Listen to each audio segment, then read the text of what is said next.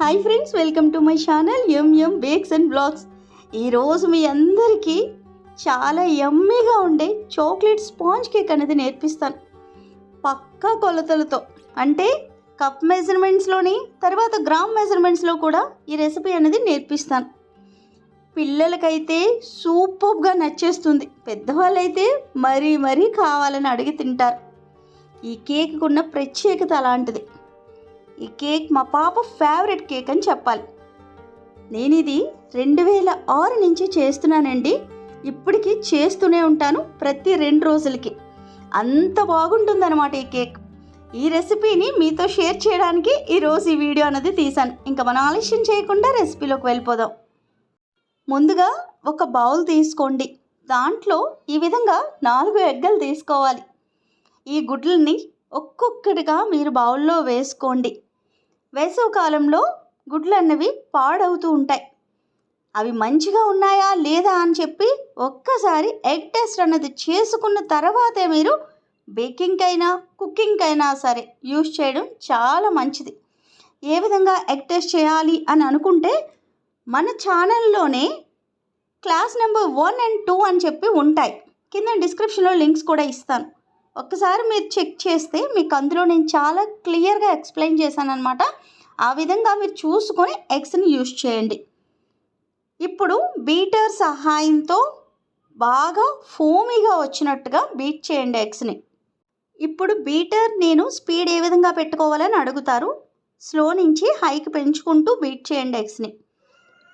Beater లేని వాళ్ళైతే mixie జార్లో కూడా మీరు ఎగ్స్ అన్నీ ఆ జార్లో వేసేసి బాగా బీట్ చేసేయండి.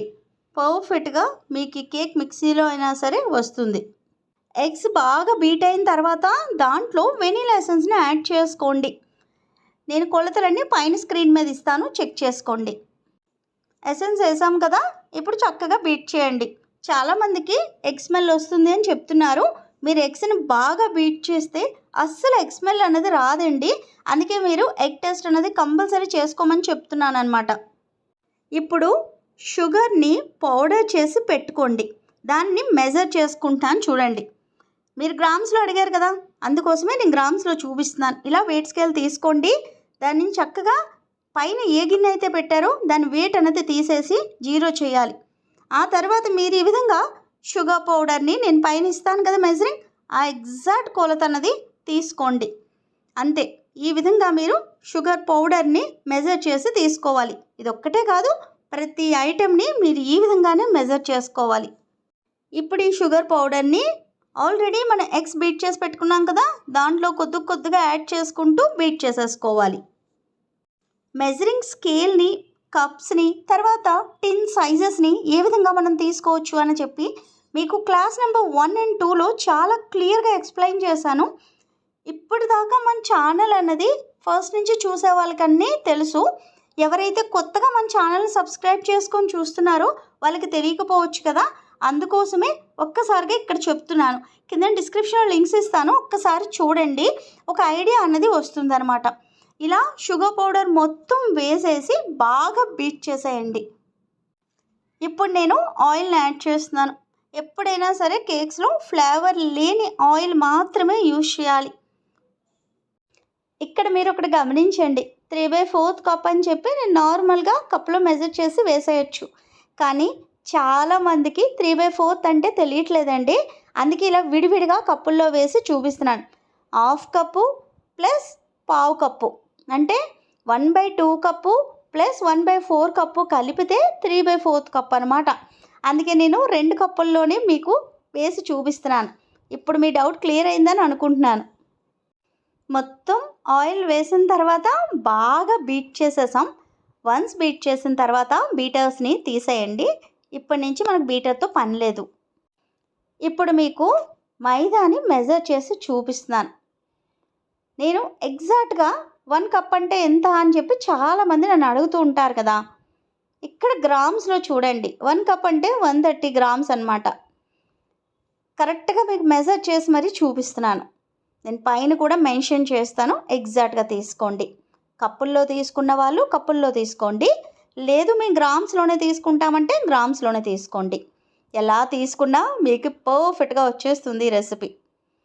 ఇప్పుడు నేను కోకో పౌడర్ని కూడా యాడ్ చేశాను. తర్వాత బేకింగ్ పౌడర్, బేకింగ్ సోడా అన్నిటినీ వేసి ఒక జల్లెడలో చక్కగా మీరు ఈ విధంగా ఒక్కసారి జల్లించేసుకోండి. ఇలా జల్లించుకోవడం వల్ల ఏంటంటే మొత్తం అన్నీ బాగా కలిసి ఏరియేషన్ అనేది ఫామ్ అవుతుంది. అప్పుడు మన కేక్ అనేది చాలా పర్ఫెక్ట్గా వస్తుందన్నమాట. ఇప్పుడు ఈ విధంగా జల్లించేసుకున్న తర్వాత చక్కగా మీరు స్పాష్లో తీసుకోండి. తీసుకొని అన్నిటినీ బాగా మిక్స్ చేసేయండి. అంతే. ఇక్కడ మీరు బీటర్ యూజ్ చేయవలసిన అవసరం అయితే పడదనమాట. అందుకే బీటర్స్ని తీసేయండి అని చెప్పాను. చక్కగా ఈ విధంగా మీరు కట్ అండ్ ఫోల్డ్ మెథడ్లో కలిపేసుకోండి మొత్తం బ్యాటర్. ఈ బ్యాటర్ అనేది కొద్దిగా థిక్గా ఉంటుంది. అంటే మనం బ్రౌనీ చేస్తున్నప్పుడు ఎలా ఉంటుంది, సేమ్ అలాగే అనిపిస్తుంది అనమాట. ఇప్పుడు మీరు మీ కుక్కర్ని కానీ మీ ఓవెన్ని కానీ ఓటీజీని కానీ ప్రీహీట్ పెట్టేసుకోండి. వెళ్ళి 180 degrees దగ్గర 10 నిమిషాల పాటు ప్రీహీట్ అనేది పెట్టేయండి. కుక్కర్లో ఎలా బేక్ చేయాలి అన్నది మన స్పాంజ్ కేక్ రెసిపీలో నేను ఆల్రెడీ మీకు చూపించాను. ఎవరైనా చూడకపోతే ఒక్కసారి జస్ట్ ఆ క్లిప్ మాత్రమే చూసినా మీకు ఒక ఐడియా అనేది వచ్చేస్తుంది.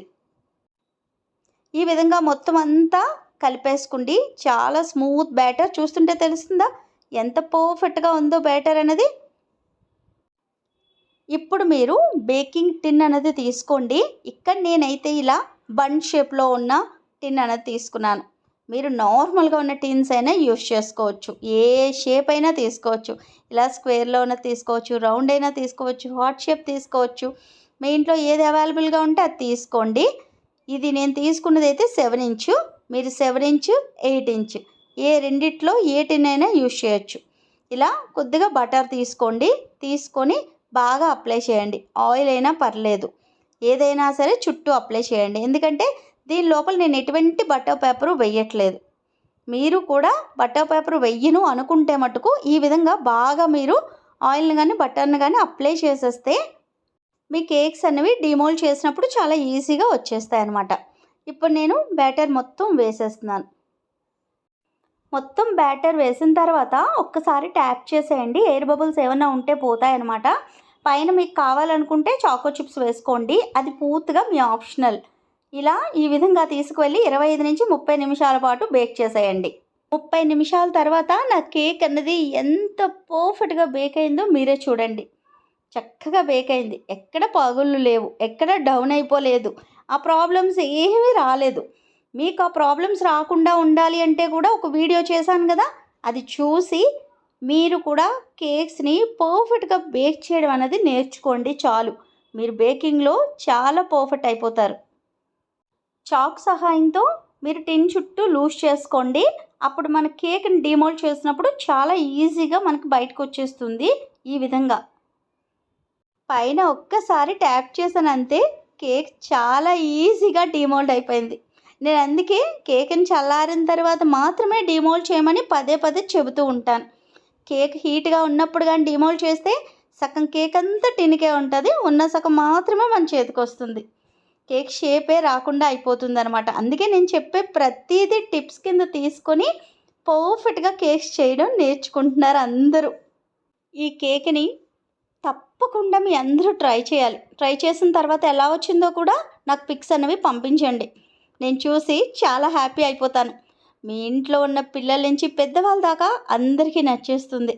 నేను చూపించిన ఈ రెసిపీ మీకు మనస్ఫూర్తిగా నచ్చితే మటుకు ఛానల్ని సబ్స్క్రైబ్ చేసుకోండి.